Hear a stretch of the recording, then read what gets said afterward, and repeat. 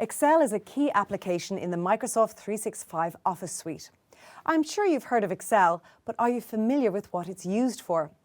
Microsoft Excel is Microsoft's spreadsheet program for managing numerical data like financial information. You can also use it to add charts, shapes, and much more. Microsoft Excel has both online and desktop versions. If you need only simple formulas, the online version will satisfy your requirements. Otherwise, you can choose to work on the desktop app. Grace is learning how to use Excel as Westcal need her to assist them with tracking finances and other data. As part of her training, Grace will need to become familiar with Excel's interface and tools. Excel is one of the more complex interfaces within the Microsoft Office suite.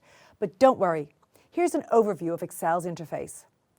In Excel, the name of the currently open file is displayed in the title bar. There's also a ribbon interface which displays tab commands organized into groups. You can use these commands to create and edit content in the document, like the page layout, formulas, and data.